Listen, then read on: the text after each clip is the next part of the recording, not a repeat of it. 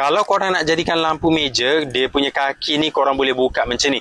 Lekatkan je macam ni. Dan boleh adjust dia punya angle ni bagi ngam dengan tempat yang korang buat kerja. Lampu portable yang jenis rechargeable. Lampu ni dia ada magnet dekat bahagian belakang. Mudah untuk korang tampal dekat besi macam ni. Magnet ni boleh lekat dengan kuat.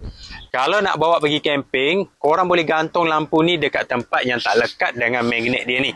Dia ada cakup macam ni. Boleh gantung lampu ni dekat kemah, boleh gantung lampu ni dekat pokok dan boleh gantung lampu ni dekat tempat yang bukan besi.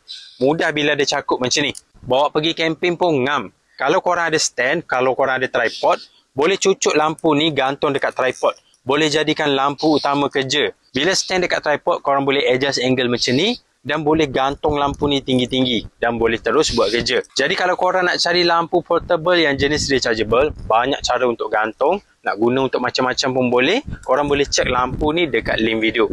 Lampu ni memang padu.